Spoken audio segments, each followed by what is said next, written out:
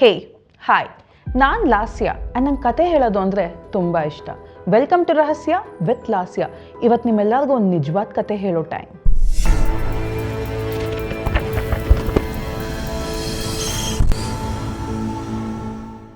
My dear mistake family, ಇವತ್ತು ನಾನು ನಿಮಗೆ ಹೇಳಕ್ಕೆ ಹೋಗ್ತಾ ಇರುವಂಥ ಈ ಒಂದು ಕಥೆ ನಿಜವಾದ ಕಥೆ. ಆ್ಯಂಡ್ ಇದು ನನಗೆ ಹೇಳಿದ್ದು ನಿಮ್ಮಲ್ಲೇ ಒಬ್ಬರಾದಂಥ ಒಬ್ಬ ಸಬ್ಸ್ಕ್ರೈಬರ್, ಕೈಲಾಶ್. ಎಸ್, ಇದೇ ಇವತ್ತಿನ ಎಪಿಸೋಡ್, ಕಾಡುಗೂಡಿ ಹಾರರ್.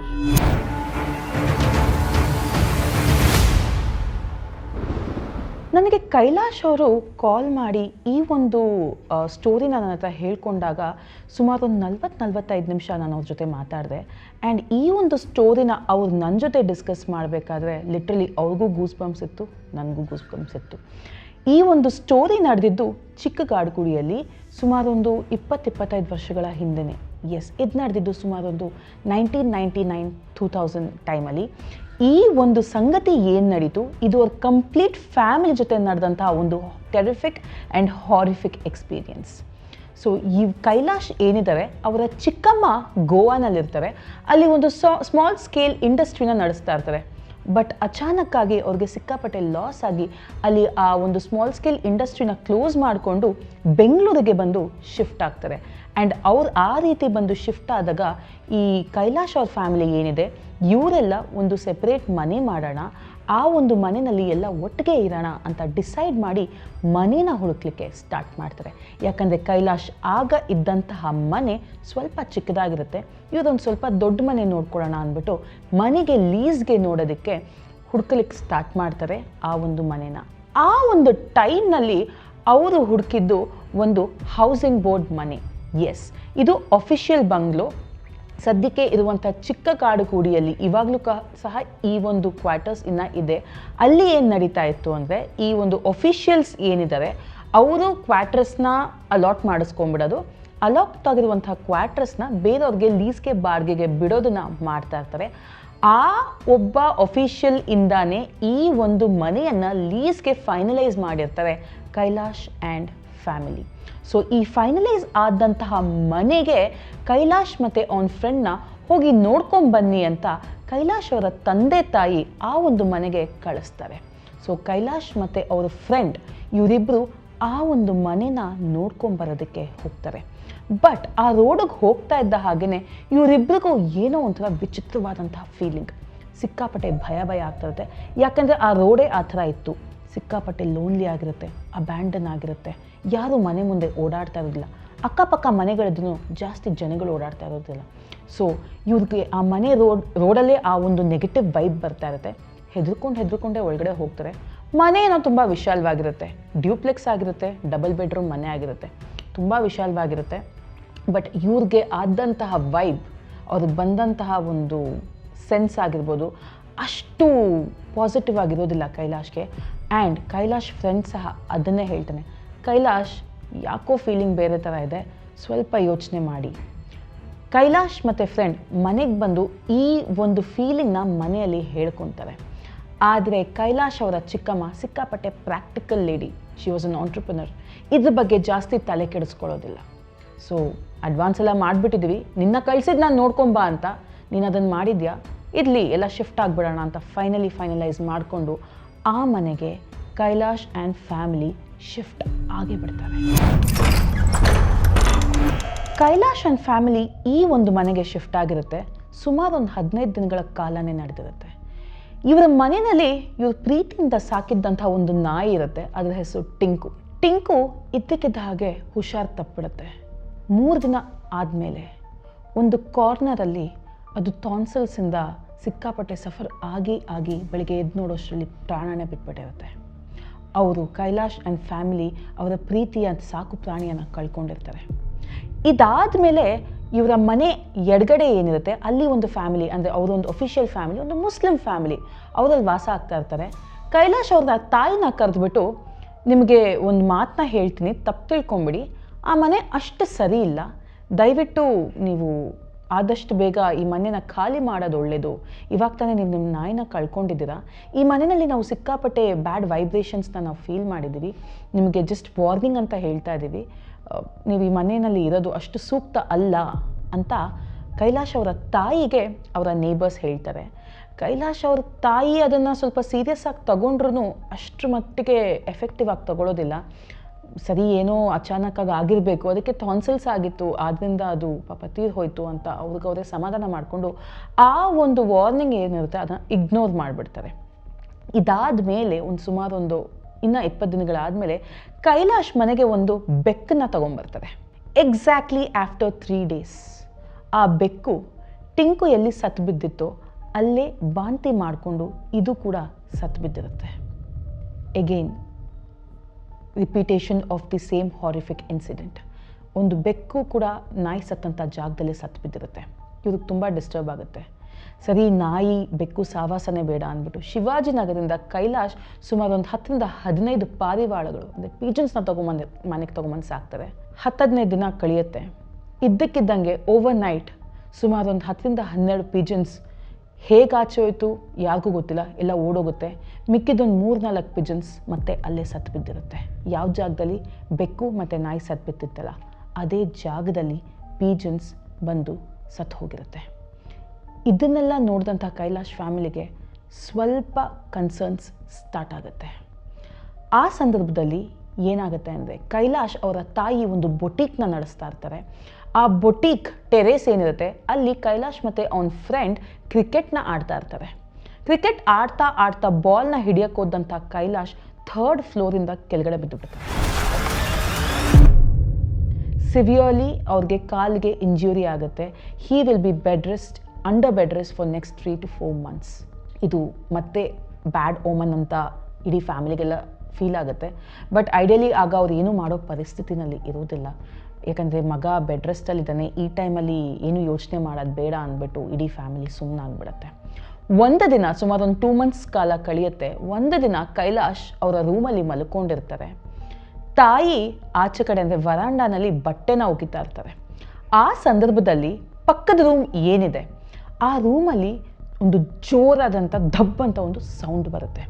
ಆ ಸೌಂಡ್ ಹೇಗಿರುತ್ತೆ ಅಂದರೆ ಈ ಬೆಡ್ ಏನಿದೆ, ಈ ಕಾಟ್ ಅಂತಲ್ಲ, ಅದು ಈ ಮೇಲಿಂದ ಎತ್ತಾಕಿದ್ರೆ ಯಾವ ರೀತಿ ಸೌಂಡ್ ಬರುತ್ತೆ ಆ ರೀತಿ ಸೌಂಡ್ ಬರುತ್ತೆ. ಅದು ಕೈಲಾಶಿಗೆ ಮಾತ್ರ ಅಲ್ಲ, ಆಚೆ ಬಟ್ಟೆ ಒಗಿತಾ ಇದ್ದಂಥ ಅವ್ರ ತಾಯಿಗೆ ಕೂಡ ಕೇಳಿಸುತ್ತೆ. ಕೈಲಾಶ್ ಅವ್ರ ತಾಯಿ ಎದ್ದು ಓಡಿ ಬರ್ತಾರೆ. ಮಗನೇ ಏನೋ ಮಾಡಿದ್ದಾನೆ ಅಂತ ಸಿಟ್ಟು ಮಾಡ್ಕೊಂಡು ಏನೋ ಮಾಡಿದೆ ಅಂತ ಕೇಳ್ತಾರೆ. ಆಗ ಕೈಲಾಶ್ ಹೇಳೋದು, ಅಮ್ಮ ಸೌಂಡ್ ಬಂದಿದ್ದು ನನ್ನ ರೂಮಿಂದ ಅಲ್ಲ, ಪಕ್ಕದ ರೂಮಿಂದ ಅಂತ. ಸೊ ಕಷ್ಟಪಟ್ಕೊಂಡು ಕೈಲಾಶ್ ಸಹ ಅವ್ರ ತಾಯಿಯಿಂದ ಹೋಗಿ ನೋಡ್ತಾರೆ. ಆ ರೂಮಲ್ಲಿ ಏನೂ ಆಗೇ ಇಲ್ಲ ಅನ್ನೋ ಥರ ಆ ರೂಮಿನ ಒಂದು ಎನ್ವೈರ್ನ್ಮೆಂಟ್ ಇರುತ್ತೆ. ಕೈಲಾಶ್ಗೆ ಅವತ್ತಿಂದ ಮನಸ್ಸಿನಲ್ಲಿ ಒಂದು ವಿಚಿತ್ರವಾದಂಥ ಭಯನೇ ಸ್ಟಾರ್ಟ್ ಆಗಿಬಿಡುತ್ತೆ. ಆ ರೂಮ್ ಕಡೆ ತಲೆ ಹಾಕೋದನ್ನೇ ಬಿಟ್ಬಿಡ್ತಾರೆ ಕೈಲಾಶ್. ಇದಾದ ನಂತರ ಸುಮಾರು 2-3 ತಿಂಗಳುಗಳ ಕಾಲನೇ ನಡೆಯುತ್ತೆ. ತಾಯಿಯ ಬೊಟೀಕ್ ಸಿಕ್ಕಾಪಟ್ಟೆ ಲಾಸಲ್ಲಿ ನಡೆಯೋದಕ್ಕೆ ಸ್ಟಾರ್ಟ್ ಆಗುತ್ತೆ. ಇದಾದ ಮೇಲೆ ಕೈಲಾಶ್ ಅವರ ತಾಯಿಗೆ ವಿಚಿತ್ರವಾದಂತಹ ಬ್ಯಾಕ್ ಪೇಯ್ನ್ ಸ್ಟಾರ್ಟ್ ಆಗುತ್ತೆ. ಅವರು ಬೊಟೀಕ್ ನಡೆಸಬೇಕಾದ್ರೆ ಯಾವಾಗಲೂ ಕೂತ್ಕೊಂಡು ಬಟ್ಟೆನ ಹೊಲಿಬೇಕು, ಏನಾದರೂ ಸ್ಟಿಚಿಂಗ್ ಮಾಡೋಂಗಿದ್ರೆ ಕೂತ್ಕೊಂಡು ಮಾಡಬೇಕು. ಅವ್ರಿಗೆ ಯಾವ ರೀತಿ ಎಫೆಕ್ಟ್ ಆಗುತ್ತೆ ಅಂದರೆ ಕೂತ್ಕೊಳ್ಳೋದಿರಲಿ, ಸರಿಯಾಗಿ ನಿಂತ್ಕೊಂಡು ಓಡಾಡೋಕ್ಕೂ ಆಗದೆ, ಒಂದು ಕಡೆ ಕೂತ್ಕೊಂಡ್ರೆ 5 ನಿಮಿಷಕ್ಕಿಂತ ಜಾಸ್ತಿ ಕೂತ್ಕೊಳ್ಳೇನೆ ಯಾವಾಗಲೂ ಮಲ್ಕೊಂಡೇ ಇರಬೇಕು ಅನ್ನೋ ಪರಿಸ್ಥಿತಿ ಬಂದುಬಿಡುತ್ತೆ ಕೈಲಾಶ್ ಅವರ ತಾಯಿಗೆ. ಸೊ ಆ ಸಂದರ್ಭದಲ್ಲಿ ಅವ್ರೇನು ಮಾಡ್ತಾರೆ, ಅವ್ರಿಗೆ ಗೊತ್ತಿರುವಂಥ ಒಬ್ಬ ಆಸ್ಟ್ರಾಲಜರ್ ಹತ್ರ ಹೋಗ್ತಾರೆ. ಆಗ ಆ ಆಸ್ಟ್ರಾಲಜರ್ ಹೇಳೋದು, ನೀವಿರುವಂಥ ಎನ್ವೈರ್ನ್ಮೆಂಟ್ ಅಷ್ಟು ಸರಿ ಇಲ್ಲ, ಆದಷ್ಟು ಬೇಗ ನೀವಿರುವಂಥ ಜಾಗನ ಬದಲಾಯಿಸೋಕ್ಕೆ ಟ್ರೈ ಮಾಡಿ ಅಂತ ಹೇಳ್ತಾರೆ. ಸೊ ಆಗ ಕೈಲಾಶ್ ಆ್ಯಂಡ್ ಫ್ಯಾಮಿಲಿ ಡಿಸೈಡ್ ಮಾಡೋದು, ನಾವು ಈ ಮನೆಯಿಂದ ಶಿಫ್ಟ್ ಆಗಿಬಿಡೋಣ ಅಂತ. ಸೊ ಓನರ್ನ ಅಪ್ರೋಚ್ ಮಾಡ್ತಾರೆ. ನಮಗೆ ನಮ್ಮ ಲೀಸ್ ಅಮೌಂಟ್ ಕೊಟ್ಬಿಡಿ, ನಾವು ಈ ಜಾಗದಿಂದ ಹೊರಟು ಬಿಡ್ತೀವಿ ಅಂತ ಹೇಳ್ತಾರೆ. ಆಗ ಓನರ್ ಇಟ್ಕೊಂಡು, ಇದು ಸಾಧ್ಯನೇ ಇಲ್ಲ, ನೀವು ಕಾಂಟ್ರಾಕ್ಟ್ ಮಾಡ್ಕೊಂಡಿರೋದು, ಅಗ್ರಿಮೆಂಟ್ ಸೈನ್ ಆಗಿರೋದು 3 ವರ್ಷಕ್ಕೆ, 3 ವರ್ಷ ಅಲ್ಲ, ಇವಾಗ ಬರೀ ಆಗಿರೋದು 1.25 ವರ್ಷ.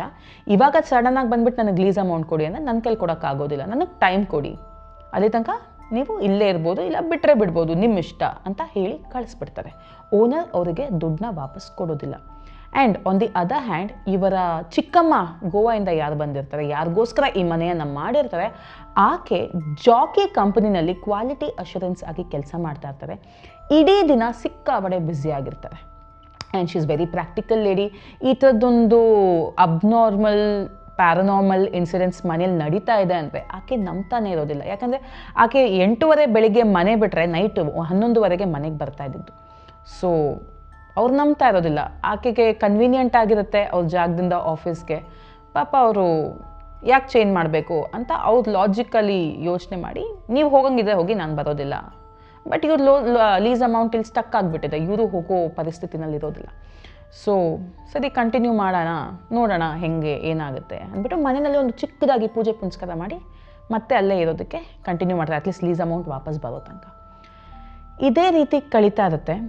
ಮತ್ತೆ ಕೈಲಾಶ್ ಅವರ ತಂದೆ ಒಂದು ಬೆಕ್ಕನ್ನ ತೊಗೊಂಬರ್ತಾರೆ. ಯಾಕಂದರೆ ಅವರು ಪೆಟ್ ಓರಿಯೆಂಟೆಡ್ ಫ್ಯಾಮಿಲಿ, ಅವ್ರಿಗೆ ಮನೆಯಲ್ಲಿ ಪೆಟ್ಸ್ ಬೇಕು. ಯೂಶ್ವಲಿ ಇವಾಗ ನಮ್ಮ ಫ್ಯಾಮಿಲಿನಲ್ಲಿ ನನಗೆ ಪೆಟ್ಸ್ ಇಲ್ಲದೆ ಇರೋಕ್ಕಾಗೋದಿಲ್ಲ. ಅದೇ ರೀತಿ ಕೆಲವು ಫ್ಯಾಮಿಲಿಗಳಿಗೆ they want that pet love, ಅದೊಂದು ಅಫೆಕ್ಷನ್, ಕೇರಿಂಗ್ ಬೀಯಿಂಗ್ ಬೇಕು ಅಂದ್ಬಿಟ್ಟು ಇನ್ನೊಂದು ಕ್ಯಾಟ್ನ ತೊಗೊಂಬರ್ತಾರೆ. ಎಕ್ಸಾಕ್ಟ್ಲಿ ಆಫ್ಟರ್ 5 days ಮತ್ತು ಅದೇ ಜಾಗದಲ್ಲಿ ಆ ಒಂದು ಬೆಕ್ಕು ಬಾಯಿಂದ ವಾಂತಿ ಮಾಡಿಕೊಂಡು ಮತ್ತೆ ಸತ್ತು ಬಿದ್ದಿರುತ್ತೆ. ಇದು ಆ ಒಂದು ಫ್ಯಾಮಿಲಿಗೆ ಆದಂತಹ ಇನ್ನೊಂದು ಶಾಕ್. ಇದನ್ನೆಲ್ಲ ನೋಡಿದಂತಹ ಕೈಲಾಶ್ ಅವರ ತಂದೆ, ಸೊ ಬೇಸಿಕಲಿ ಕೈಲಾಶ್ ಅವರ ತಂದೆ is a cop, he used to work for KSRP. ಅವರು ಪೊಲೀಸ್ ಡಿಪಾರ್ಟ್ಮೆಂಟಲ್ಲಿ ಇದ್ದಿದ್ದರಿಂದ ಇದ್ರ ಬಗ್ಗೆ ಎಲ್ಲ ಸ್ವಲ್ಪ ಅವರಿಗೆ ಅಷ್ಟು ಮಟ್ಟಿಗೆ ನಂಬಿಕೆ ಇರೋದಿಲ್ಲ, ಜಾಸ್ತಿ ನಂಬ್ತಾ ಇರೋದಿಲ್ಲ. ಬಟ್ ಈ ಸೀರೀಸ್ ಆಫ್ ಡೆತ್ಸ್ ಅಂದರೆ ಪೆಟ್ಸ್ನ ಡೆತ್ ನೋಡ್ಕೊಂಬಂದಂಥ ಇವರು ತುಂಬ ಯೋಚನೆ ಮಾಡಿ ಒಂದು ಕಡೆಯಿಂದ ಒಂದು ರೇರ್ ಕಾಂಬಿನೇಷನ್ ಆಫ್ ಜರ್ಮನ್ ಶೆಪರ್ಡ್ನ ಮನೆಗೆ ತೊಗೊಂಬರ್ತಾರೆ. ಆ್ಯಂಡ್ ಅದಕ್ಕೆ ಗುಡ್ಡಿ ಅಂತ ಹೆಸರಿಡ್ತಾರೆ. ಆ ಒಂದು ಪ್ರಾಣಿ, ಆ ಒಂದು ಡಾಗ್ ಏನಿತ್ತು ಅವ್ರ ಮನೆಯಲ್ಲಿ, ಅದು ಸಿಕ್ಕಾಪಟ್ಟೆ ಡಿಫ್ರೆಂಟ್ ಆಗಿತ್ತು. ಆ್ಯಂಡ್ ಅದ್ರ ಕಾಂಬಿನೇಷನ್, ಆ ನಾಯಿ ಮನೆಗೆ ಬಂದಾದಮೇಲೆ ಅವ್ರ ಮನೆಯಲ್ಲಿ ಒಂದು ಸ್ವಲ್ಪ ಪಾಸಿಟಿವಿಟಿ ಅನ್ನೋದು ಕಾಣಿಸ್ಕೊಳ್ಳೋದಕ್ಕೆ ಸ್ಟಾರ್ಟ್ ಆಗುತ್ತೆ. ಸ್ಲೋಲಿ ಇವರ ಕೈಲಾಶ್ ಅವರ ತಾಯಿ ಏನಿದ್ದಾರೆ ಅವರು ಚೇತರಿಸ್ಕೊಳ್ಳೋಕೆ ಸ್ಟಾರ್ಟ್ ಮಾಡ್ತಾರೆ. ವಾಪಸ್ ಬೊಟೀಕ್ ಇದನ್ನೆಲ್ಲ ನಾರ್ಮಲಾಗಿ ನಡೆಸೋದಕ್ಕೆ ಸ್ಟಾರ್ಟ್ ಮಾಡ್ತಾರೆ. ಒಂದು ಲೆವೆಲ್ಗೆ ಕೈಲಾಶ್ ಅವರ ಫ್ಯಾಮಿಲಿ ಒಂದು ಸ್ವಲ್ಪ ಸ್ಟೇಬಲ್ ಆಗುತ್ತೆ. ಎಲ್ಲ ಸರಿ ಹೋಯಿತು ಅಂದ್ಕೊಳ್ಳೋ ಅಷ್ಟರಲ್ಲಿ ಕೈಲಾಶ್ ಅವರ ಚಿಕ್ಕಮ್ಮನಿಗೆ ವಿಚಿತ್ರವಾದಂಥ ಸಿಂಪ್ಟಮ್ಸ್ ಸ್ಟಾರ್ಟ್ ಆಗುತ್ತೆ. ಆಗಿನ ಕಾಲದಲ್ಲಿ ಈ ಒಂದು ಕಾಯಿಲೆ ಏನಿದೆ ಅಷ್ಟಾಗಿ ಬೆಳಕಿಗೆ ಬಂದಿರಲ್ಲ. ತುಂಬ ರಿಸರ್ಚ್ ಮಾಡಾದಮೇಲೆ, ತುಂಬ ಒಂದು ಡಾಕ್ಟರ್ಸ್ ಹತ್ರ ಎಲ್ಲ ಹೋಗಾದ್ಮೇಲೆ, ಇವರ ನೇಬರ್ಸ್ ಏನಿದ್ದಾರೆ, ಮುಸ್ಲಿಂ ಫ್ಯಾಮಿಲಿ ಏನಿದೆ ಅದು ಲೆಫ್ಟ್ ಸೈಡಲ್ಲಿದ್ದರೆ, ರೈಟ್ ಸೈಡ್ ಮನೆಯಲ್ಲಿ ಒಬ್ಬರು ಡಾಕ್ಟ್ರ್ ಇರ್ತಾರೆ. ಆ ಒಬ್ಬರು ಡಾಕ್ಟ್ರು ಕಿದ್ವಾಯ್ ಹಾಸ್ಪಿಟ್ಲಲ್ಲಿ ಕೆಲಸ ಮಾಡ್ತಾ ಇರ್ತಾರೆ. ಸೊ ಆ ಡಾಕ್ಟ್ರ್ ಹತ್ರ ಕರ್ಕೊಂಡು ಹೋದಾಗ ಅವರು ಡಿಟೆಕ್ಟ್ ಮಾಡೋದು ಇವರಿಗೆ ಪಾರ್ಕಿನ್ಸನ್ ಡಿಸೀಸ್ ಬಂದಿದೆ ಅಂತ ಅವರು ಹೇಳ್ತಾರೆ. ಆ್ಯಂಡ್ ಯಾವ ಸ್ಟೇಜಿಗೆ ಇವ್ರ ಚಿಕ್ಕಮ್ಮ ಹೋಗ್ಬಿಟ್ಟಿರ್ತಾರೆ ಅಂದರೆ, ಅವರು ಕ್ವಾಲಿಟಿ ಅಶ್ಯೂರೆನ್ಸ್ ಸೂಪರ್ವೈಸರ್ ಆಗಿ ಕೆಲಸ ಮಾಡ್ತಾ ಇರ್ತಾರೆ. ಅವರ ಪ್ರತಿಯೊಂದು ಕೆಲಸನೂ ಸೈನ್ ಮಾಡೋದ್ರಲ್ಲಿರುತ್ತೆ. ಅವರು ಯಾವ ಸ್ಟೇಜಿಗೆ ಹೋಗ್ಬಿಟ್ಟಿರ್ತಾರೆ ಅಂದರೆ, ಅವ್ರ ಕೈಯಿನ ಸ್ವಾಧೀನನೇ ಕಳ್ಕೊಂಡ್ಬಿಟ್ಟಿರ್ತಾರೆ. ಪಾಪ ಕುತ್ಕೊಂಡು ಕೆಲಸ ಮಾಡೋದಿರಲಿ, ಒಂದು ಸಿಗ್ನೇಚರ್ ಕೂಡ ಹಾಕೋಕ್ಕಾಗ್ತಾ ಇರೋದಿಲ್ಲ. ಆ ಒಂದು ಪರಿಸ್ಥಿತಿಗೆ ಬಂದ್ಬಿಟ್ಟಿರ್ತಾರೆ ಕೈಲಾಶ್ ಅವರ ಚಿಕ್ಕಮ್ಮ. ಇದು ಯಾಕಾಯಿತು, ಹೇಗಾಯಿತು ಅಂತ ಯೋಚನೆ ಮಾಡಬೇಕಾದ್ರೆ ಈ ಮುಸ್ಲಿಂ ಫ್ಯಾಮಿಲಿ ಏನಿದ್ದಾರೆ ಮತ್ತೆ ಬಂದುಬಿಟ್ಟು ಕೈಲಾಶ್ ಅವರ ತಾಯಿ ಹತ್ರ ಒಂದು ವಿಷಯನ ಹೇಳ್ತಾರೆ. ಇಷ್ಟು ದಿನ ನಾನು ನಿಮ್ಮ ಹತ್ರ ಇದನ್ನು ಹೇಳಿರಲಿಲ್ಲ, ನಿಮಗೆ ತುಂಬ ಸಲ ವಾರ್ನ್ ಮಾಡಿದ್ದೆ, ದಯವಿಟ್ಟು ಈ ಮನೇನ ಖಾಲಿ ಮಾಡಿ ಅಂತಲೂ ನಾನು ನಿಮ್ಮ ಹತ್ರ ರಿಕ್ವೆಸ್ಟ್ ಮಾಡ್ಕೊಂಡಿದ್ದೆ, ನೀವು ಮಾಡಲಿಲ್ಲ. ಬಟ್ ಈ ಮನೆಯಲ್ಲಿ 12 ವರ್ಷಕ್ಕೂ ಮುಂಚೆ ಒಬ್ಬ ವ್ಯಕ್ತಿ ಇದ್ದ. ಆ ವ್ಯಕ್ತಿ ಅಷ್ಟು ಮಟ್ಟಿಗೆ ಆಚೆ ಬರ್ತಾ ಇರಲಿಲ್ಲ. ಆತ ಕೂಡ ಬಾಡಿಗೆಗಿದ್ದಿದ್ದು, ಇದೇ ಓನರ್ ಹತ್ರ ಬಾಡಿಗೆ ತೊಗೊಂಡಿದ್ದ. ಆತ ಮನೆಯಲ್ಲಿ ಸಿಕ್ಕಾಪಟ್ಟೆ ಫೋಟೋಗಳಿಟ್ಕೊಂಡು ಪೂಜೆ ಪುನಸ್ಕಾರ ಅಂತ ಮಾಡ್ಕೊಂಡಿದ್ದ. ಒಂದಿನ ಆತನಿಗೆ ಏನಾಯ್ತೋ ಏನೋ ಗೊತ್ತಿಲ್ಲ, ಸಡನ್ನಾಗಿ ಹಾಲಲ್ಲಿ ಹ್ಯಾಂಗ್ ಮಾಡಿಕೊಂಡು ಸತ್ತೋಗಿದ್ದ. ಅವತ್ತಿನಿಂದ ಇವತ್ತಿನ ತನಕ ಆ ಮನೆ ಖಾಲಿಯಾಗೇ ಇತ್ತು. ಅದಾದಮೇಲೆ ನೀವು ಈ ಮನೆಗೆ ಬಂದಿರೋದು. ಈ ಮನೆ ಸರಿ ಇಲ್ಲ, ನಿಮ್ಮ ಒಳ್ಳೇದಕ್ಕೆ ಹೇಳ್ತಾ ಇದ್ದೀವಿ, ಈ ಮನೆಯಿಂದ ಹೊರಟು ಬಿಡಿ ಅಂತ ಹೇಳ್ತಾರೆ. ಈ ಕಡೆ on the other hand Kailash ಅವರ ಚಿಕ್ಕಮ್ಮನ health day by day deteriorate ಆಗ್ತಾನೇ ಇರುತ್ತೆ. ಸೊ ಮೆಡಿಕಲಿ ಅವ್ರಿಗೇನು ಹೆಲ್ಪ್ ಸಿಗ್ತಾ ಇಲ್ಲ. ಹಾಗಿರಬೇಕಾದ್ರೆ ಇವರು ಯಾವ ಅಸ್ಟ್ರಾಲಜರ್ ಹತ್ರ ಹೋಗಿದ್ರು ಅವ್ರ ಹತ್ರನೇ ಮತ್ತೆ ಕೈಲಾಶ್ ಅವರ ಚಿಕ್ಕಮ್ಮನ ಕರ್ಕೊಂಡು ಹೋಗ್ತಾರೆ, ಕೈಲಾಶ್ ಅವರ ತಂದೆ ಮತ್ತು ತಾಯಿ. ಆಗ ಅವರು ಅಂಜನ ಹಾಕಿ ಹೇಳೋದು, ಇವರ ಮೇಲೆ ಬ್ಲ್ಯಾಕ್ ಮ್ಯಾಜಿಕ್ ಪ್ರಯೋಗ ಆಗಿದೆ ಅಂತ ಆ ಒಬ್ಬರು ಆಸ್ಟ್ರಾಲಜರ್ ಇವರಿಗೆ ಹೇಳ್ತಾರೆ. ಆ ಒಂದು ಮೂಮೆಂಟಿಗೆ ಕೈಲಾಶ್ ಅವರ ಚಿಕ್ಕಮ್ಮನ ಆಚೆ ಕಳಿಸ್ತಾರೆ ಇವ್ರ ತಂದೆ ತಾಯಿ, ಇನ್ ಡೆಪ್ತ್ ಅದ್ರ ಬಗ್ಗೆ ಇನ್ಫಾರ್ಮೇಷನ್ ತಿಳ್ಕೊಳ್ಳೋದಕ್ಕೆ. ಈ ಒಂದು ಏನು ವಾಮಾಚಾರ ಅಥವಾ ಬ್ಲ್ಯಾಕ್ ಮ್ಯಾಜಿಕ್ ಇವ್ರ ಮೇಲೆ ನಡೀತು, this goes 6 years back. So ಇವರು ಗೋವಾನಲ್ಲಿ ಇದ್ದಾಗ ನಡೆದಂತಹ ಘಟನೆ ಇದು. ಕೈಲಾಶ್ ಅವರ ತಾಯಿಗೆ ಒಬ್ಬಳು ತಂಗಿ, ಒಬ್ಬ ತಮ್ಮ ಇದ್ದಿದ್ದು ಚಿಕ್ಕಮಗಳೂರಲ್ಲಿ. ಅಲ್ಲಿ ಅವರ ಮನೆಯ ಗೃಹ ಪ್ರವೇಶಕ್ಕೆ ಹೋಗಿದ್ದಾಗ ಇವರ ತಂಗಿ ಏನಿದ್ದಾರೆ, ನಾನು ಹೇಳಿದೆ ತುಂಬ ಇನ್ಫ್ಲೂಯೆನ್ಷಿಯಲ್, ತುಂಬ ವೆಲ್ ಎಸ್ಟ್ಯಾಬ್ಲಿಷ್ಡ್ ವಿಮೆನ್ ಗೋವಾನಲ್ಲಿ ಒಂದು ಸ್ಮಾಲ್ ಸ್ಕೇಲ್ ಇಂಡಸ್ಟ್ರಿನ ಇಟ್ಕೊಂಡು ತುಂಬ ಒಳ್ಳೆ ರೀತಿಯಲ್ಲಿ ಮೇಲ್ ಬಂದು ಲೈಫ್ನಲ್ಲಿ ತುಂಬ ಸಕ್ಸಸ್ನ ನೋಡಿ ವೆಲ್ ಎಸ್ಟ್ಯಾಬ್ಲಿಷ್ಡಾಗಿ ಸೆಟ್ಲ್ ಆಗಿರ್ತಾರೆ. ಸೊ ಇವರು ಏನು ಆ ಒಂದು ಗೃಹ ಪ್ರವೇಶಕ್ಕೆ ಹೋಗಿರ್ತಾರೆ, ಆಗಿನ ಸಂದರ್ಭದಲ್ಲಿ ಆ ಬ್ರದರ್ ಏನಿದ್ದಾರೆ ಅವರ ವೈಫ್ ಇವರ ಒಂದು ಉಗುರು, ಕೂದಲು ಮತ್ತು ಬಟ್ಟೆಯ ತುಣುಕನ್ನು ಎತ್ಕೊಂಡು ಅದರಲ್ಲಿ ಏನೋ ಒಂದು ಬ್ಲ್ಯಾಕ್ ಮ್ಯಾಜಿಕ್ನ ಮಾಡಿಸಿ ಅದರಿಂದ ಒಂದು ದರ್ಪಣ ಬಿಟ್ಬಿಟ್ಟಿರ್ತಾರೆ. ಎಸ್, ಸ್ವಂತ ರಿಲೇಟಿವೇ ದರ್ಪಣ ಬಿಟ್ಬಿಟ್ಟಿರ್ತಾರೆ. ಆ್ಯಂಡ್ ಈ ಬ್ಲ್ಯಾಕ್ ಮ್ಯಾಜಿಕ್ ಎಲ್ಲ ಇಮ್ಮಿಡಿಯೇಟಾಗಿ ಎಫೆಕ್ಟ್ ಆಗೋದಿಲ್ಲ. It weights. ಒಂದು ನೆಗೆಟಿವ್ ಎನ್ವೈರ್ನ್ಮೆಂಟ್ ಕ್ರಿಯೇಟ್ ಆಗಿ ಒಬ್ಬ ಮನುಷ್ಯನ ಮನಸ್ಥಿತಿ ಕುಗ್ಗೋ ತನಕ ಅದು ಕಾದು, ಅದಾದಮೇಲೆ ಅದಕ್ಕೆ ಬೇಕಾಗಿರುವಂಥ ಸೂಕ್ತವಾದಂಥ ಎನ್ವೈರ್ನ್ಮೆಂಟ್ ಎಲ್ಲ ಕ್ರಿಯೇಟ್ ಆದಮೇಲೆ ಅದು ಎಫೆಕ್ಟ್ ತೋರಿಸೋದಕ್ಕೆ ಸ್ಟಾರ್ಟ್ ಆಗುತ್ತೆ. ಅದೇ ಇವಾಗ ಆಗಿತ್ತು. 6 years ಬ್ಯಾಕ್ ಆದಂತಹ ಒಂದು ವಾಮಾಚಾರ ಇವ್ರ ಮೇಲೆ ಸ್ಲೋಲಿ ಅವರ ಒಂದು ಕರಿಯರ್ ಏನಿತ್ತು, ಆ ಸ್ಮಾಲ್ ಸ್ಕೇಲ್ ಇಂಡಸ್ಟ್ರಿನ ಕಂಪ್ಲೀಟಾಗಿ ಶಟ್ ಡೌನ್ ಮಾಡಿಸಿ ಅವರು ಬ್ಯಾಂಗ್ಳೂರಿಗೆ ಬಂದು ಸೆಟ್ಲ್ ಆಗಿ ಆ ಒಂದು ನೆಗೆಟಿವ್ ವೈಬ್ ಇರುವಂತಹ ಮನೆಗೆ ಹೋದಾಗ ಫಸ್ಟ್ ಅಟ್ಯಾಕ್ ಆಗಿದ್ದು ಪೆಟ್ಸ್ಗಳ ಮೇಲೆ, ಅದಾದಮೇಲೆ ಟಾರ್ಗೆಟ್ ಮಾಡಿದ್ದು ಕೈಲಾಶ್, ಅದಾದಮೇಲೆ ಇವರ ಕೈಲಾಶ್ ಅವರ ತಾಯಿಯ ಹೆಲ್ತ್ ಮೇಲೆ ಎಫೆಕ್ಟ್ ಆಗುತ್ತೆ.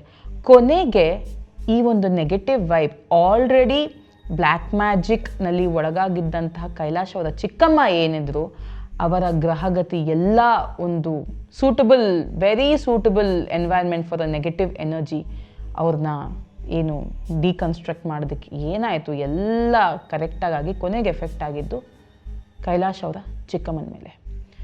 ಇವರು ಕೊನೆಗೆ ಇದನ್ನೆಲ್ಲ ತಿಳ್ಕೊಂಡಂತಹ ಕೈಲಾಶ್ ಅವರ ತಂದೆ ತಾಯಿ ಯಾರಿದು ಎಕ್ಸಾಕ್ಟ್ಲಿ ಯಾರು ಮಾಡಿಸಿದ್ದು ಅಂತ ಕೆದಕ್ ನೋಡಿದಾಗ ಆ ಒಬ್ಬರು ಆಸ್ಟ್ರಾಲಜರ್ ಹೇಳಿದ್ದು, ಇದು ಯಾರೋ ಬ್ಲಡ್ ರಿಲೇಟಿವ್ ಮಾಡಿರೋದು, ಅಂದರೆ ನಿಮ್ಮ ರಕ್ತ ಸಂಬಂಧಿ ಮಾಡಿರೋದು, ಇವರು ಕೋಸ್ಟಲ್ ಲೈನ್ ಅವರು.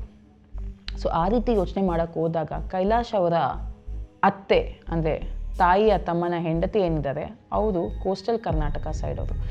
ಕ್ಲಿಯರ್ ಕಟ್ಟಾಗಿ ಎಲ್ಲರಿಗೂ ಗೊತ್ತಾಗ್ಬಿಡುತ್ತೆ ಯಾರೇನು ಮಾಡಿಸಿದ್ದಾರೆ ಅಂತ. ಅವರು ಎಲ್ಲ ಮಾಡಿಸಿ ದರ್ಪಣನೇ ಬಿಟ್ಬಿಟ್ಟಿರ್ತಾರೆ. ಆ್ಯಂಡ್ ಇದಾಗಿ ಸುಮಾರು ಒಂದು 6-7 ವರ್ಷನೇ ಆಗಿಬಿಟ್ಟಿರುತ್ತೆ, ಎಲ್ಲ ಕೈ ಮೀರಿ ಹೋಗಿಬಿಟ್ಟಿರುತ್ತೆ. ಇದನ್ನು ಆಚೆ ಕೂತಿದ್ದಂತಹ ಕೈಲಾಶ್ ಅವರ ಚಿಕ್ಕಮ್ಮ ಕೇಳಿಸ್ಕೊಂಡೇ ಬಿಡ್ತಾರೆ. And she feels devastated. ಅವ್ರಿಗೆ ಸಿಕ್ಕಾಪಟ್ಟೆ ಬೇಜಾರಾಗಿಬಿಡುತ್ತೆ. ಮನೆಗೆ ಬರ್ತಾರೆ ಆ್ಯಂಡ್ ಅವತ್ತಿನ night she tries to kill herself. Yes, ಅವರು ಸೂಸೈಡ್ಗೆ ಅಟೆಂಪ್ಟ್ ಮಾಡ್ತಾರೆ. ಬಟ್ ಮನೆಯವರೆಲ್ಲ ಹೋಗಿ ಅವ್ರನ್ನ ತಡೆದು ಇದು ಮಾಡ್ಕೊಳ್ಳೋದು ತಪ್ಪು, ಎಲ್ಲದಕ್ಕೂ ಎಲ್ಲ ಪ್ರಾಬ್ಲಮ್ಸ್ಗೂ ಒಂದು ಸೊಲ್ಯೂಷನ್ ಇದ್ದೇ ಇರುತ್ತೆ ಅಂತ ಹೇಳಿ ಸಮಾಧಾನ ಮಾಡಿ ಮಲಗಿಸ್ತಾರೆ. ಹೀಗೆ ಒಂದು 10-15 ದಿನ ಕಳೆಯುತ್ತೆ. ಒಂದು ದಿನ ಆಕೆಯ ರೂಮಲ್ಲಿ ಕೂತ್ಕೊಂಡಿರ್ತಾರೆ. ಆಕೆ ಕೂತಿದ್ದಂತಹ ಪೊಸಿಷನ್ ಆಗಿರ್ಬೋದು, ಇಟ್ಸ್ ವೆರಿ ಅಬ್ನಾರ್ಮಲ್. ಒಳಗಡೆಯಿಂದ ಕೈಲಾಶ್ ಅಂತ ಜೋರಾಗಿ ಕರೀತಾರೆ. ಕೈಲಾಶ್, ಏನು ಚಿಕ್ಕಮ್ಮ ಅಂತ ಹೋಗಿ ನೋಡಿದಾಗ ಆಕೆ ನೋಡೋದಕ್ಕೆ ತುಂಬ ಭಯಾನಕವಾಗಿ ಕಾಣಿಸ್ತಾ ಇರ್ತಾಳೆ. ಕೂದಲೆಲ್ಲ ಕೆದರ್ಕೊಂಡು ನೀನು ಯಾಕೋ ಇಲ್ಲಿಗೆ ಬಂದೆ ಅಂತ ಮತ್ತೆ ಆತನನ್ನೇ ಪ್ರಶ್ನೆ ಮಾಡ್ತಾರೆ. ಆಕೆ ಕೇಳಿದಂತಹ ಧ್ವನಿ ಆಕೆಯದ್ದೇ ಆಗಿರೋದಿಲ್ಲ, ಬೇರೆ ಯಾರ್ದೋ ಧ್ವನಿನೇ ಕೇಳಿಸ್ತಾ ಇರುತ್ತೆ. ಇದನ್ನು ಕೇಳಿಸ್ಕೊಂಡಂತಹ ಕೈಲಾಶ್ ಎದ್ನೋ ಬಿದ್ನೋ ಅಂತ ಆಚೆ ಓಡೋಗ್ತಾರೆ. ಸೀದಾ ಹೋಗಿ ಅವ್ರ ತಾಯಿ ಹತ್ರ ಹೋಗಿ ತಪ್ಕೊಂಡು, ಅಮ್ಮ ಚಿಕ್ಕಮ್ಮ ಹೆಂಗೆಂಗೋ ಆಡ್ತಾ ಇದ್ದಾರೆ, ಚಿಕ್ಕಮ್ಮ ಬೇರೆ ಯಾರ್ದೋ ವಾಯ್ಸಲ್ಲಿ ಮಾತಾಡ್ತಾ ಇದ್ದಾರೆ ಅಂತ ಹೇಳ್ಕೊತಾರೆ. ಆಗ ತಾಯಿ ಕೈಲಾಶ್ ಇಬ್ಬರು ಆ ರೂಮ್ ಒಳಗಡೆ ಬಂದು ನೋಡಿದಾಗ ಮತ್ತೆ ಕೈಲಾಶ್ ಅವರ ಚಿಕ್ಕಮ್ಮ ತುಂಬ ವಿಚಿತ್ರವಾದಂಥ ಸೌಂಡ್ ಅಥವಾ ವಾಯ್ಸಲ್ಲಿ ಮಾತಾಡ್ತಾ ಇರ್ತಾರೆ, ಜೋರಾಗಿ ಕಿರ್ಚಾಡ್ತಾ ಇರ್ತಾರೆ. ಆಗ ಕೈಲಾಶ್ ಅವರ ತಾಯಿ, ಯಾಕಮ್ಮ ಹಿಂಗೆ ಆಡ್ತಾ ಇದೆಯಾ, ಏನಾಯಿತು ಅಂತ ಕೇಳಿದಾಗ ಈಕೆಯನ್ನು ಬಾಯಿಗೆ ಬಂದಂಗೆ ಬೈದು ಇದ್ದಕ್ಕಿದ್ದಂಗೆ ಬೆಡ್ ಮೇಲೆ ನಿಂತ್ಕೊಂಡು ಜಂಪ್ ಮಾಡೋದಕ್ಕೆ ಸ್ಟಾರ್ಟ್ ಮಾಡ್ತಾರೆ. ಅದಾದಮೇಲೆ 1-2 ನಿಮಿಷ ಆದಮೇಲೆ ತಲೆ ಸುದ್ದು ಕೆಳಗಡೆ ಬಿದ್ದೋಗ್ತಾರೆ. ಅದಾದಮೇಲೆ ಮತ್ತೆ ಆಕೆಯನ್ನು ಅದೇ ಆಸ್ಟ್ರಾಲಜರ್ ಹತ್ರ ಕರ್ಕೊಂಡು ಹೋಗಲಿಕ್ಕೆ ಟ್ರೈ ಮಾಡ್ತಾರೆ. ಬಟ್ ಮನೆಯಿಂದ ಆಚೆ ಬರೋ ಪರಿಸ್ಥಿತಿನಲ್ಲೇ ಆಕೆ ಇರೋದಿಲ್ಲ. ಸೊ ಕೈಲಾಶ್ ಅವರು ಮತ್ತು ಕೈಲಾಶ್ ಅವರ ತಾಯಿ ಮಾತ್ರ ಅವ್ರ ಹತ್ರ ಹೋದಾಗ ಅವರು ಒಂದು ತಾಯ್ತಾನ ಕೊಟ್ಟು ಕಳಿಸ್ತಾರೆ. ತಾಯ್ತಾನ ಕಟ್ಟಿ ಒಂದು 2-3 ದಿನ ಆರಾಮಾಗಿರ್ತಾರೆ, ಊಟ ತಿನ್ನೋಕ್ಕೆ ಸ್ಟಾರ್ಟ್ ಮಾಡ್ತಾರೆ, ಎಲ್ಲ ಆಗುತ್ತೆ. ಬಟ್ 3ನೇ ದಿನ ಆ ತಾಯ್ತಾನ ಅವರೇ ಕಿತ್ತು ಬಿಸಾಕ್ಬಿಡ್ತಾರೆ. ಎಲ್ಲಿ ಬಿಸಾಕ್ತಾರೆ ಅಂತಲೇ ಯಾರಿಗೂ ಗೊತ್ತಾಗೋದಿಲ್ಲ.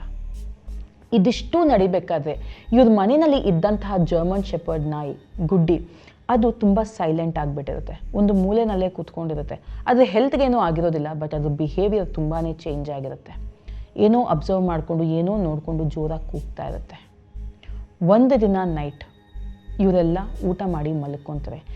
ಇವ್ರ ಮನೆಯಲ್ಲಿ ಹೆಂಗಾಗ್ಬಿಟ್ಟಿತ್ತು ಅಂದರೆ ರೊಟ್ಟಿನೂ, ಯಾರಾದರೂ ಮನೆಯಲ್ಲಿ ಒಬ್ಬರಾದ್ರೂ ಕೈಲಾಶ್ ಅವರ ಚಿಕ್ಕಮ್ಮ ಅವರ ಮೇಲೆ ಕಣ್ಣ ಇಟ್ಟಿರ್ತಾರೆ. ಬಟ್ ಅವತ್ತಿನ ದಿನ ಯಾರಿಗೆ ಏನಾಯಿತು ಒಂದು ಗೊತ್ತಿಲ್ಲ. ಊಟ ಮಾಡಿ ಮಲಗಿದವ್ರಿಗೆ ಒಂದು ಚೂರು ಕೂಡ ಎಚ್ಚರನೇ ಆಗೋದಿಲ್ಲ. ಎಲ್ಲರೂ ಏನೋ ಮೆಡಿಸಿನ್ ತೊಗೊಂಡು ಮಲಗಿರೋ ರೀತಿಯಲ್ಲಿ ಮಲಗಿಬಿಟ್ಟಿರ್ತಾರೆ.